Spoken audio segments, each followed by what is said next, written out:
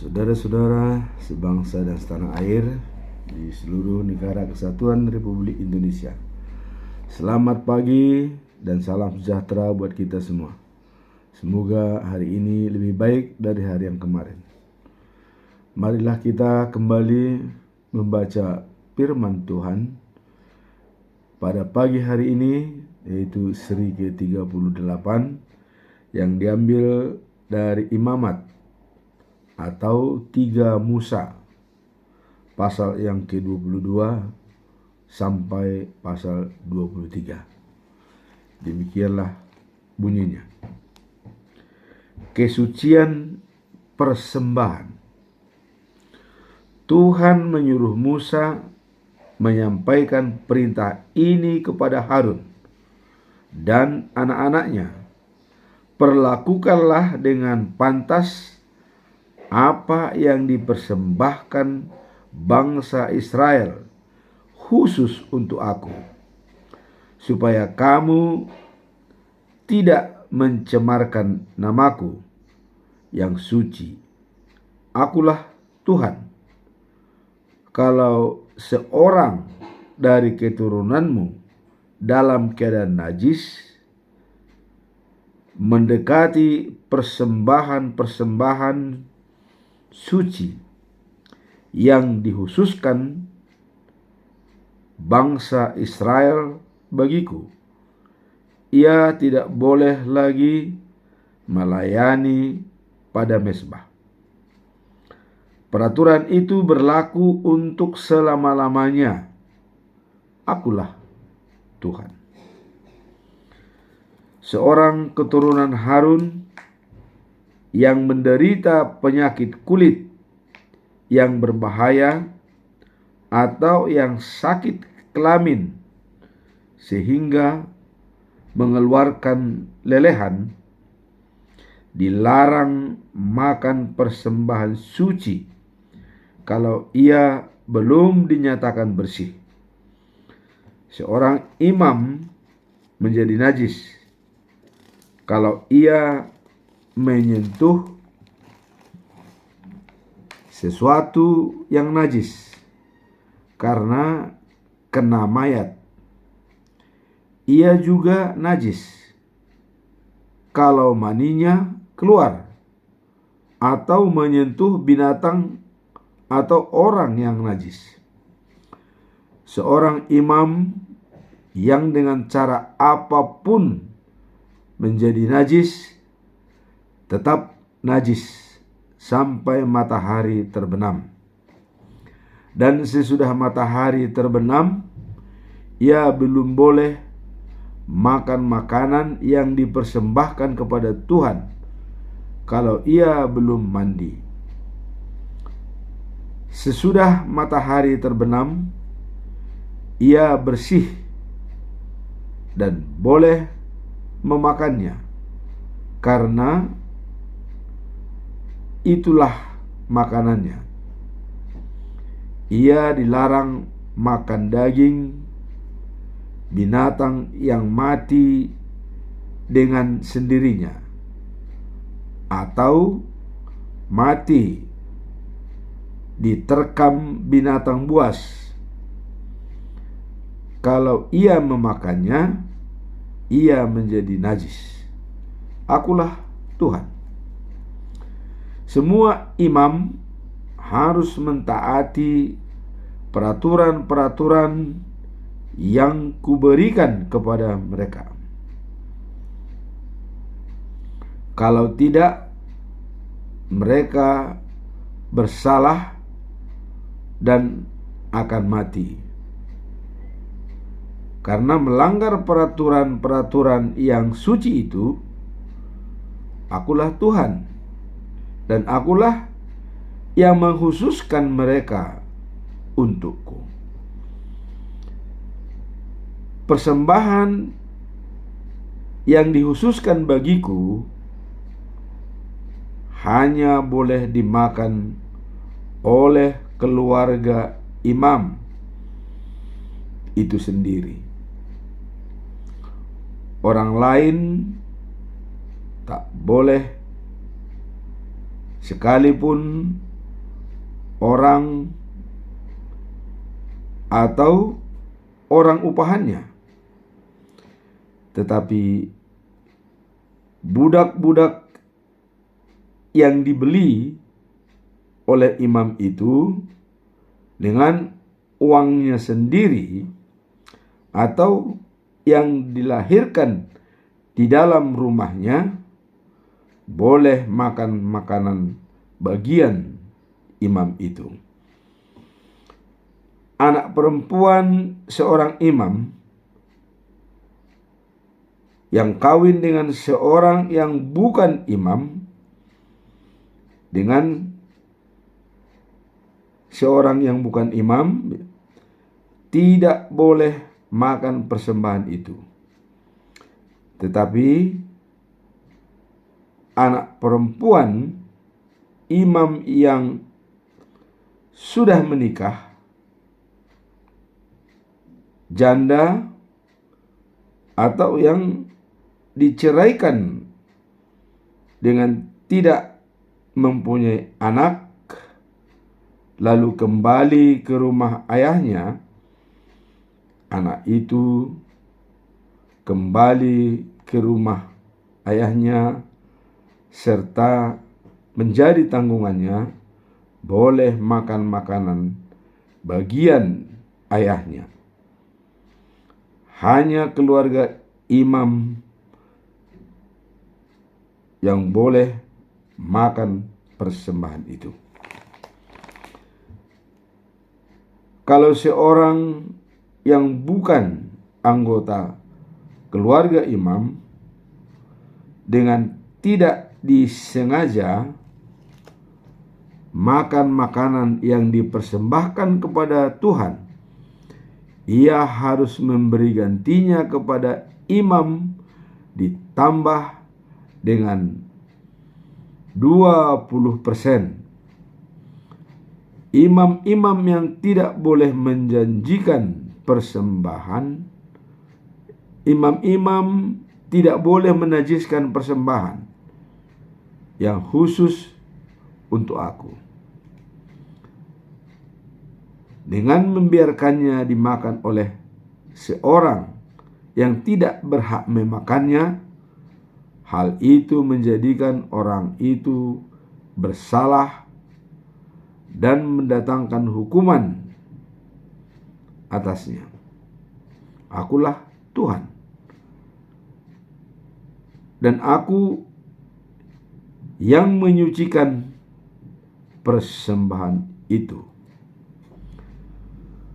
Tuhan menyuruh Musa memberi kepada Harun, anak-anaknya, dan seluruh bangsa Israel peraturan-peraturan ini.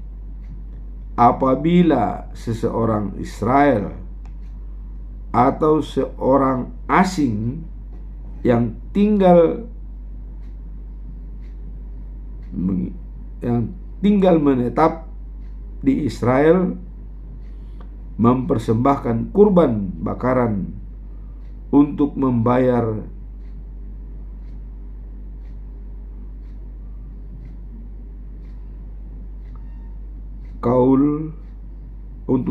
kaul atau untuk kurban sukacita, binatang yang jantan dan tak boleh ada cacatnya, supaya dapat diterima. Jangan mempersembahkan binatang yang ada cacatnya, sebab Tuhan tidak mau menerimanya. Kalau Tuhan tidak mau menerimanya, kalau seseorang mempersembahkan kepada Tuhan kurban persembahan untuk membayar kaulnya atau untuk kurban sukacita, binatang itu tak boleh ada cacatnya, supaya dapat diterima.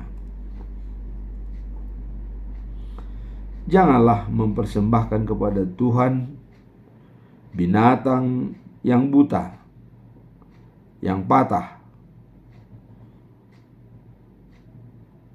yang patah tulang, atau yang luka, yang mempunyai bisul bernanah, yang menderita penyakit kulit atau kudis. Binatang yang begitu jangan dipersembahkan untuk kurban makanan di atas mezbah. Untuk kurban sukacita, kamu boleh mempersembahkan binatang yang tidak mempunyai bentuknya, tetapi untuk membayar kaul, binatang yang begitu tidak dapat diterima. Janganlah mempersembahkan kepada Aku, Tuhan, binatang yang buah pelernya rusak terjepit, dipotong, luka memar,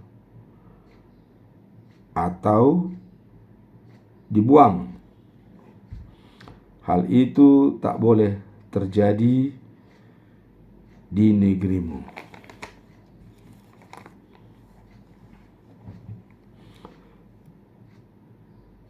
Ternak yang diperoleh dari orang asing tidak boleh dipersembahkan untuk kurban makanan. Binatang itu dianggap berat, dianggap cacat, dan tak dapat diterima. Anak sapi, anak domba, atau anak kambing yang baru lahir harus tinggal pada induknya selama 7 hari. Harus sesudahnya binatang itu dapat diterima untuk kurban makanan. Janganlah mengorbankan induk sapi atas domba atau kambing bersama dengan anaknya pada hari yang sama. Apabila kamu mempersembahkan kurban syukur kepada Tuhan, lakukanlah itu menurut peraturan supaya kurbanmu diterima. Makanlah kurban itu pada hari itu juga, dan jangan tinggalkan sedikit pun untuk keesokan harinya. Tuhan berkata,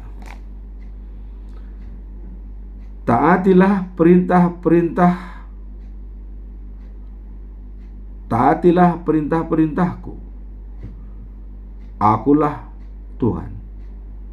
Jangan mencemarkan rumahku yang suci. Seluruh bangsa Israel harus menyembah Aku sebagai yang maha suci. Akulah Tuhan, dan Aku menjadikan kamu suci. Aku membawa kamu keluar dari Mesir, supaya aku menjadi Allahmu. Akulah Tuhan. Pasal 23. Hari-hari raya. Tuhan memberi kepada Musa peraturan-peraturan tentang perayaan agama yang harus diumumkan sebagai hari raya untuk beribadat.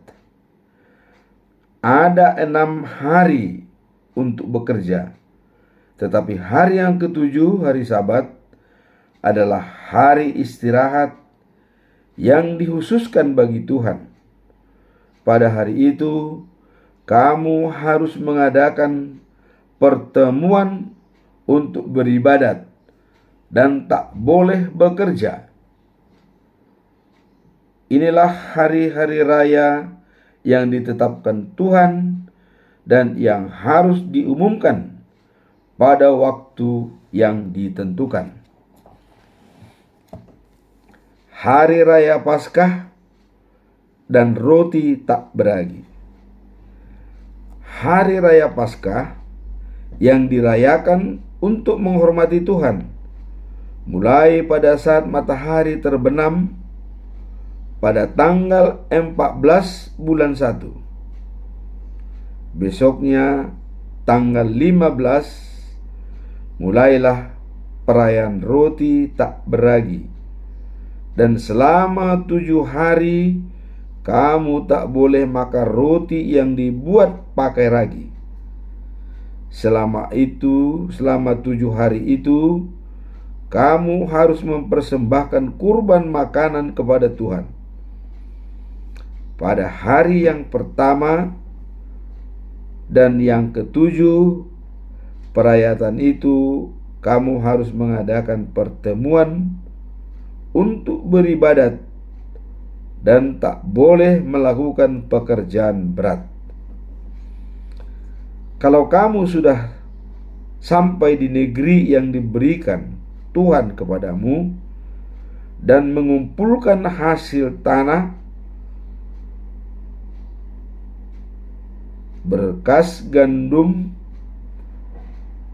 yang pertama kamu tuai harus dibawa kepada imam. Pada hari sesudah hari Sabat, imam harus mempersembahkan gandum itu sebagai persembahan unjukan kepada Tuhan, supaya Tuhan senang kepadamu. Pada hari kamu mempersembahkan gandum itu, kamu harus mempersembahkan juga untuk kurban bakaran seekor anak domba jantan yang berumur 1 tahun dan tidak ada cacatnya. Untuk kurban makanan persembahkanlah 2 kilogram tepung dicampur minyak zaitun.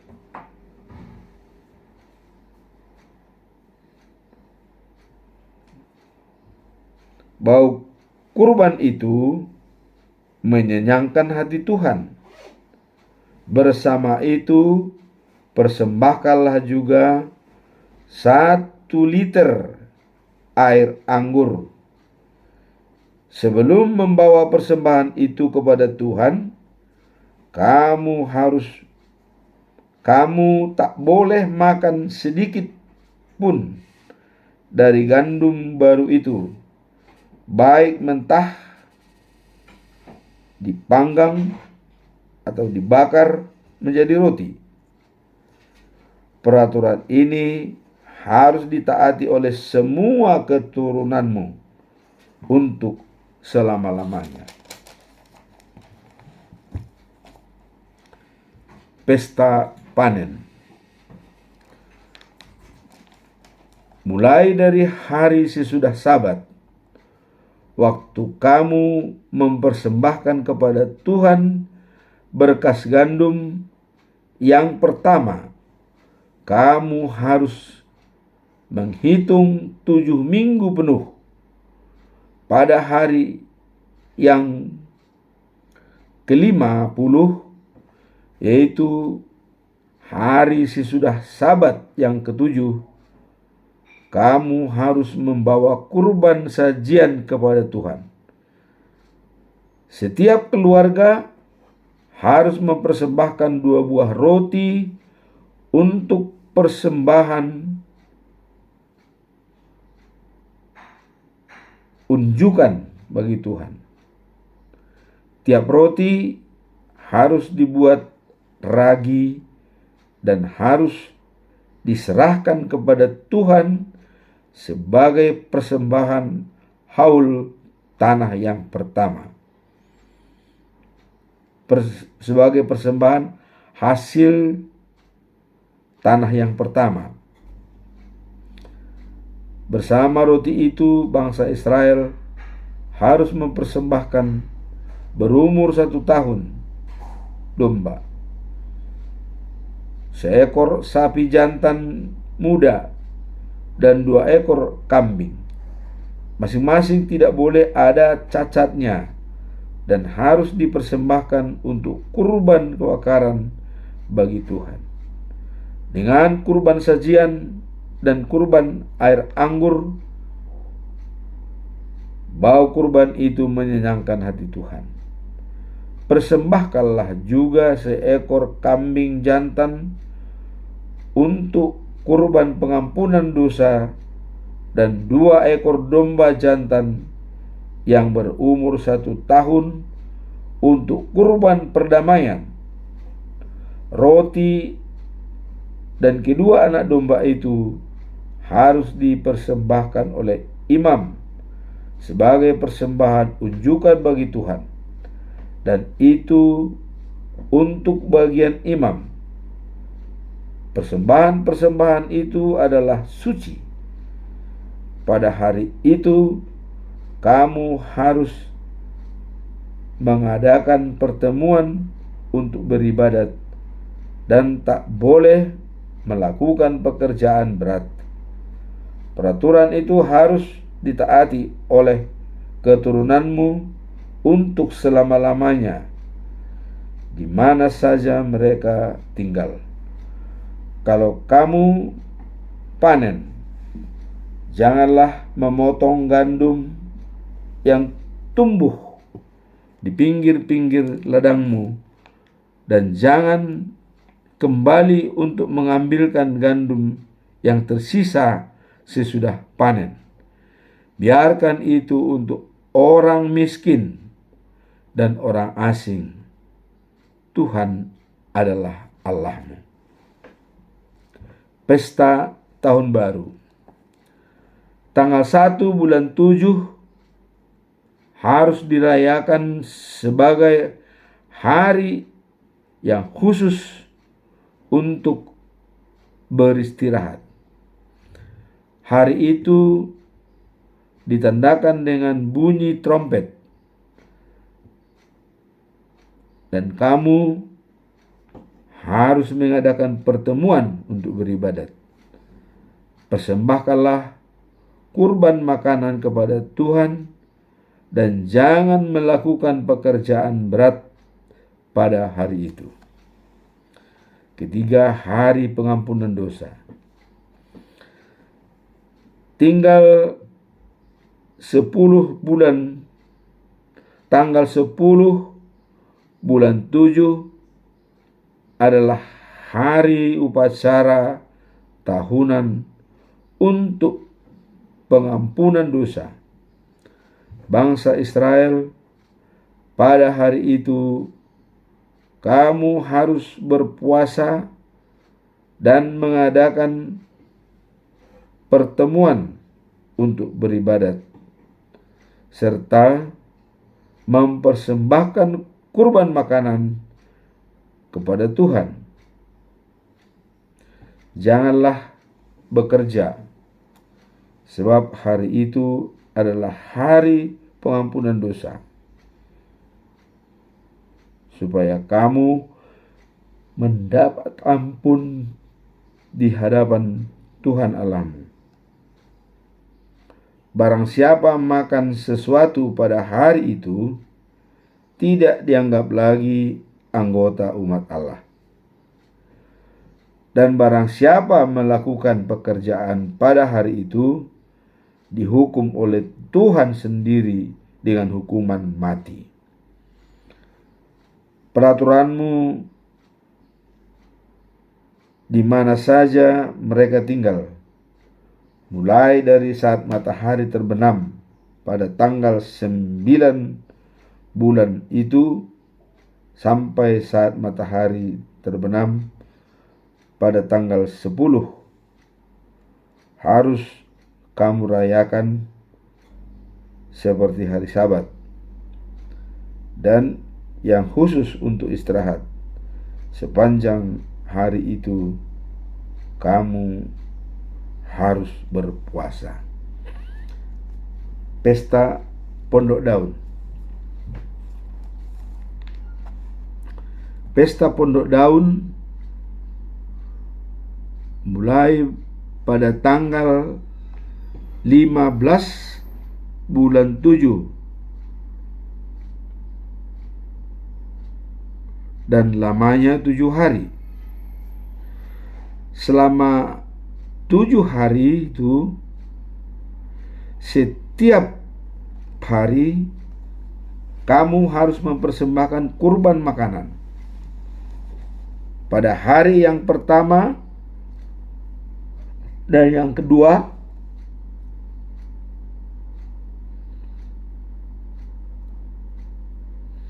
pada hari yang pertama dan yang ke-8, kamu harus mengadakan pertemuan untuk beribadat dan mempersembahkan kurban makanan kepada Tuhan. Janganlah melakukan pekerjaan berat pada hari itu. Itulah hari-hari raya keagamaan yang ditetapkan Tuhan dan yang harus kamu umumkan. Pada perayaan-perayaan itu, kamu harus menghormati Tuhan dengan mengadakan pertemuan untuk beribadat dan mempersembahkan kurban bakaran, kurban sajian, kurban binatang, dan kurban air anggur sebanyak yang diperlukan setiap harinya. Perayaan yang diperlukan setiap harinya, perayaan itu merupakan tambahan pada hari-hari Sabat biasa. Jadi persembahan itu adalah juga tambahan pada pemberiannya yang biasa. Pada kurbanmu untuk menebus kaul atau kurban sukarela yang kamu berikan kepada Tuhan.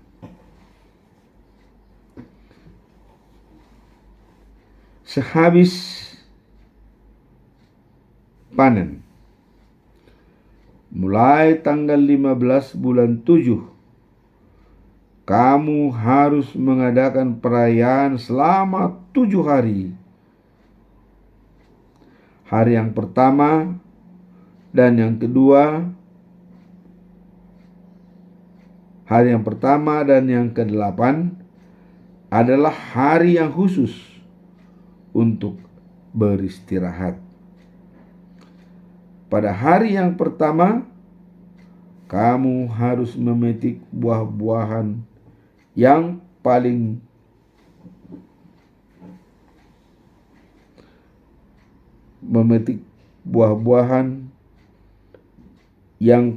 baik dari kebunmu juga daun-daun palma dan ranting-ranting dari pohon tersebut yang rimbun. Lalu mulailah perayaan sukacita untuk menghormati Tuhan Allahmu. Perayaan itu harus kamu langsungkan selama 7 hari. Peraturan itu harus dilakukan oleh keturunanmu untuk selama-lamanya.